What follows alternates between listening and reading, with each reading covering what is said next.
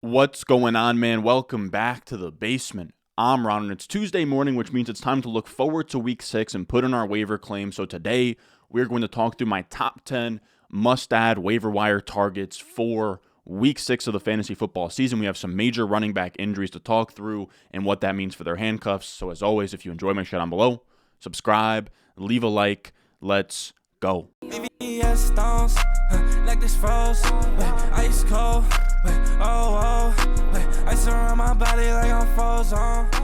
She gon' let me. All right, now before we get into our first players to pick up, the ground rules for these videos is all of these players are under 50% owned on ESPN, and if you want my entire waiver wire list, fab guide, whatever you want to call it, that is on Patreon, patreon.com/Ron Stewart. You can find the link in the description in the comment section down below.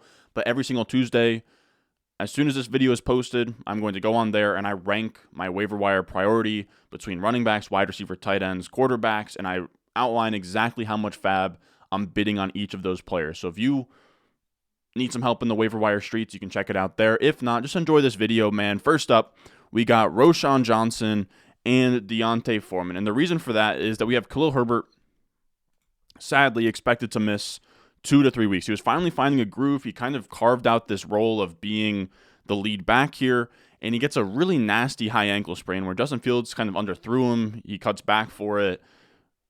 Foot stuck in the grass or turf or whatever, high ankle sprain.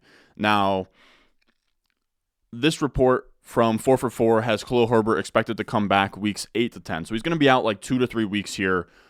Now, it is worth noting, this is not the sexiest running back job in the world here. This is a chart from Hayden Wings. This is from weeks 1 through 4, so we don't have the new data yet. But you can see the Chicago Bears are like just below league average in terms of usage in fantasy football. So this is just combining all of the running back touches, targets, ADOTs, red zone touches, all of that.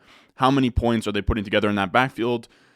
You know, just below league average. It's not a super sexy job, but it is a good job, and this offense has been clicking the last few weeks, which is good. Of course, Justin Fields is going to eat into a lot of rushing, but there's at least going to be more scoring and more yards here if this offense continues to click. Now, here is where there's a little bit of a wrench. Roschon Johnson is the next man up. He's been the guy active on game days where Deontay Foreman has been a healthy scratch. But Roschon Johnson also got a concussion. So this is where you kind of have to think through some things where Roschon Johnson got a concussion. Players have been taking more than a week to get back from concussion protocol, but the issue is they played on Thursday. And we just saw with Luke Musgrave, Thursday night, Lions versus the Packers. He actually cleared concussion protocol in 1 week with the extra time from that. So Roschon Johnson, probably a true 50-50 to play this week.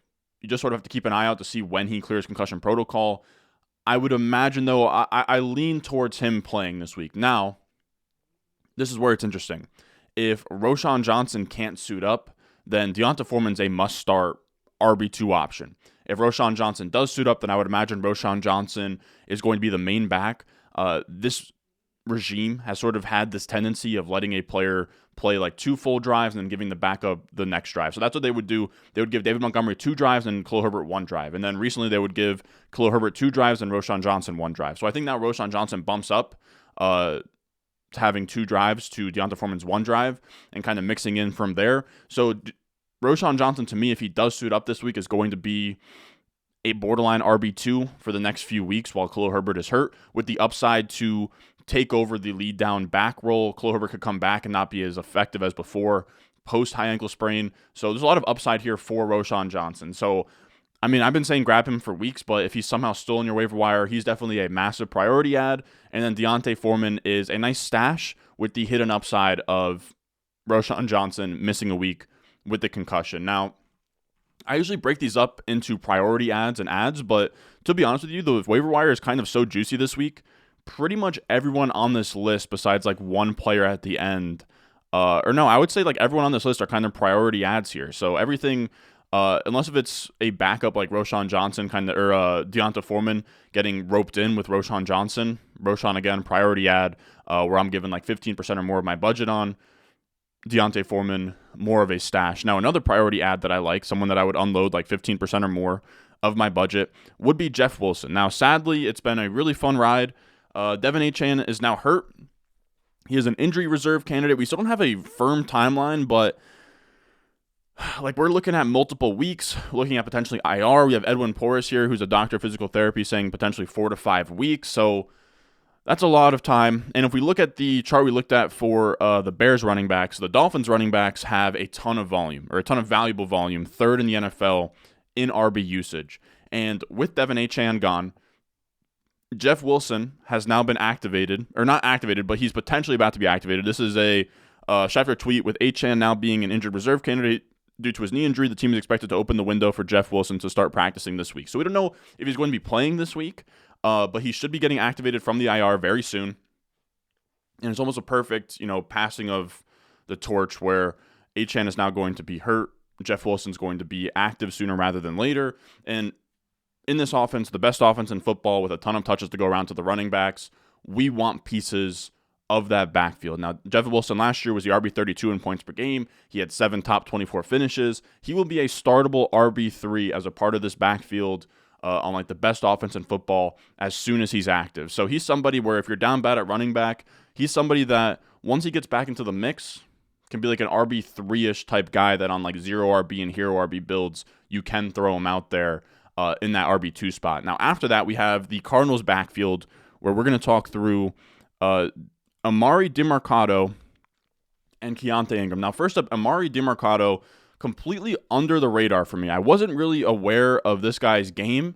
He's undrafted, so slipped under my nose, but he went to TCU. He has a pretty good excuse for not being a mega producer. He was behind Zach Evans and Kendre Miller at TCU and was kind of the change of pace pass catching back, which is an interesting role. He didn't catch a ton of passes in college because, again, he split carries with those guys. But Jacob Sanderson, we had him on the channel a bunch. He has a Hitchhiker's Guide to running backs article he drops every like Monday, Sunday. It's a really good read. It's a Substack thinking about thinking. And he noted that Demarcado was a JUCO transfer before he went to TCU, and he had like 50-plus catches in JUCO. Now, of course, it's JUCO, but Emari Demarcado seems to be a guy who catches passes, 5'10", 215, 4'4", 9. I mean, that's a perfect profile, right? Size, speed, pass-catching upside is really all we could ask for. Now, the reason we're excited about him is that, sadly, we have a James Conner injury, where James Conner has a knee sprain. This is from 4for4, by the way. There are no specifics given yet on this injury, but by video, I have concerns for 2 things. If it involves his left knee, I have concern for a meniscus injury as he planted, whatever. If it involves his right knee, it appeared to jam and hyperextend, which could have led to a bone bruise. A meniscus injury would likely keep him out for a few weeks or more. If it's a bone bruise, there's a decent chance he can suit up next week, though it would be painful. I'll keep monitoring for information, which is likely to be released tomorrow. Yeah, so pretty much James Conner could miss no time at all, or he could miss a few weeks. So that's a pretty wide range of outcomes that you kind of have to account for. But in the event that James Conner misses time, Demarcado is very interesting. He had 10 carries, 45 yards, and a touchdown. He had 3 targets in this game when James Conner went down. Really, the only thing that's in his way is the running back that I actually loved coming out of college. I loved Keaontay Ingram, but he's been hurt the last week and has kind of gotten taken over by Demarcado, where Keaontay Ingram is a really fun profile, where he was behind Bijan Robinson at Texas, and Bijan kind of forced him to then transfer to USC, but Keaontay Ingram's 6 foot, 221 pounds, 4.5 speed, can catch passes, like very similar to Demarcado, where he can do a little bit of everything, but the way the Cardinals have used them, where if we look at their usage this year, you can see that Keaontay Ingram is kind of getting treated as like the, what do you want to call it, like kind of the short yardage guy, where you can see Keaontay Ingram hasn't played since week 3.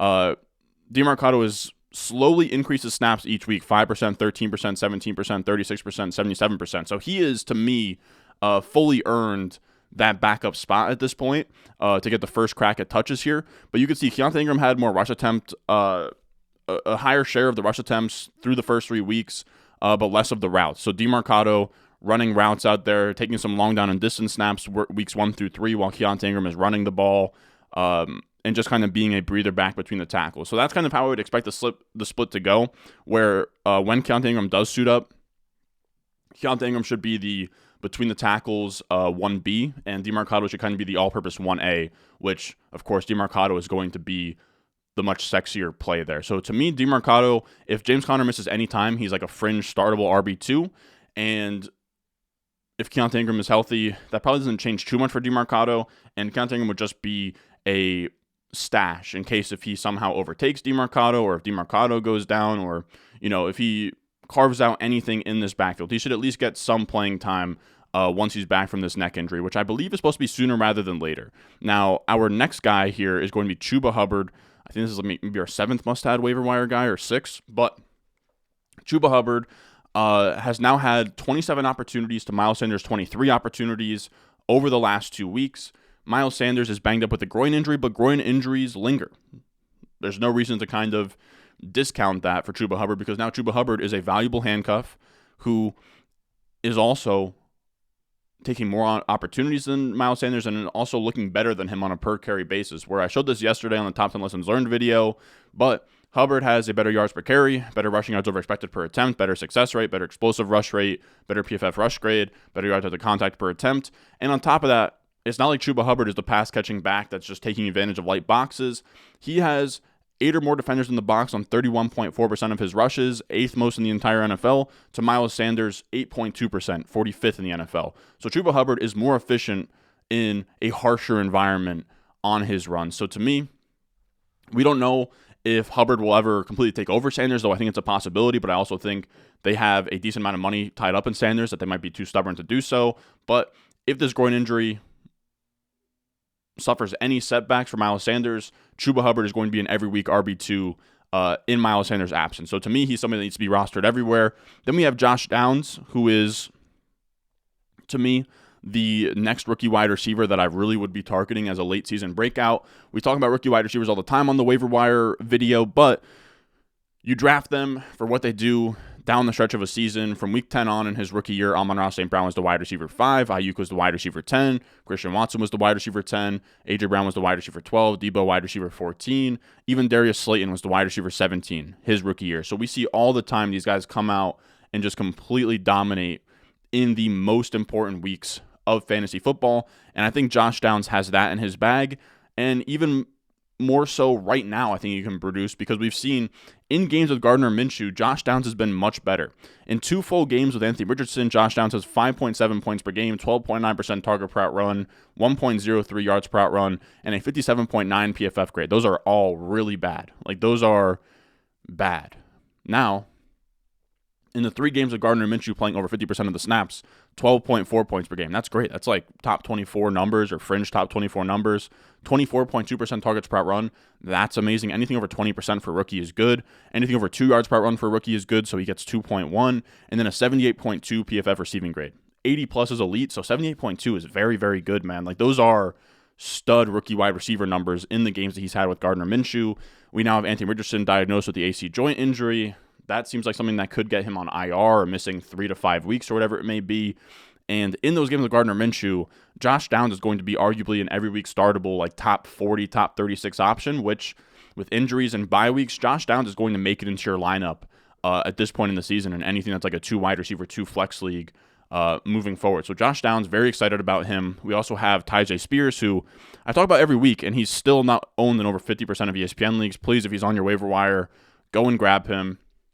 He's coming off his best game of his career so far, 16.9 PPR points this week. He continues to eat into Derrick Henry's role. He's having over 50% of the snaps here. And then this week he set a season high of rush attempt percentage, 33% of the rush attempts here, whereas Derrick Henry had his lowest at 62%. So this workload snap share keeps on tilting towards Tyjae Spears. Tyjae Spears is electric. He's starting to carve out almost a standalone role here. And then on top of that, he is arguably the most valuable handcuff in football. If Derrick Henry was to go down, Tyjae Spears would be a top 15 option every week. Now, after that, we have Logan Thomas, who, for whatever reason, man, Eric Bieniemy swears that he can just copy and paste the Chiefs' offense on Washington, and it hurts the hell out of Terry McLaurin and Jahan Dotson, and it really sucks, but it means Logan Thomas is going to be an every week startable tight end here. He is the tight end 6 in expected points per game at 11.8. He leads all Washington pass catchers in expected points per game, which expected points per game is just based on your red zone targets, your ADOT, your, just overall volume. How many points should you be putting up? His is 11.8, 6th among all tight ends, and that'll play. Like, that's all you really need. Being a top 6 tight end in expected points per game, you should be an every week startable tight end. So, again, sucks for the pass catchers like Dotson and McLaurin, but it is what it is. Then we also have Jaleel McLaughlin, who I know Javonte Williams is probably going to be back very soon, but he has legit juice, man. Like, he had this one catch where he bobbled this screen pass against the Jets defense, bobbled it, gathered it and just hit like this gear that nobody else has. Like Jaleel McLaughlin, like genuinely, you guys know I'm a Jets fan with the name of the jersey behind me. I was genuinely relieved every time I saw Samaje Perine line up in the backfield because it meant Jaleel McLaughlin wasn't out there. Like he genuinely ripping off big plays against a pretty good defense. I would say Jets are top 10 defense at worst, and Jaleel McLaughlin is legit. Like I think that he has legit staying power. Even when Javonte comes back, I think Jaleel McLaughlin's going to be in the mix. If Perine goes down, if Javonte goes down, Jaleel McLaughlin will be starting. So there's a lot of avenues for him to sort of get a starting role. He could also just play his way into a featured back role here. So to me, he's way too good to be on waivers even when Javonte Williams comes back. Jaleel McLaughlin, there's something there. I know he's 5'7", 187 pounds, but he reminds me a lot of like your Phil Lindsay, Danny Woodhead, like kind of come out of nowhere fantasy producers that are like undersized over the last few years or the last like 10 years. Whatever it may be. Jaleel McLaughlin, legit player in my eyes. Now, again, that's going to do it for us today. As always, if you want my complete Fab article, waiver wire breakdown, that'll be on Patreon, patreon.com/Ron Stewart. On top of that, you get my weekly rankings, you get my weekly rest of season rankings, you get my start-sit exclusive live streams every Sunday morning, my dynasty rankings, my dynasty prospect models. You get a ton of stuff over there. So make sure, if you're curious, you check it out. And if not, subscribes and likes help the boy out. We're kind of hitting a bit of a lull here in the fantasy football season, so if you did make it this far, please subscribe, please like. It helps me out a ton. I'm not going to kind of bore you guys with the statistics of who's subscribed and who's not subscribed, but just subscribe, man. It helps the boy out a ton. As always, I love you guys, and I will see y'all in the next one.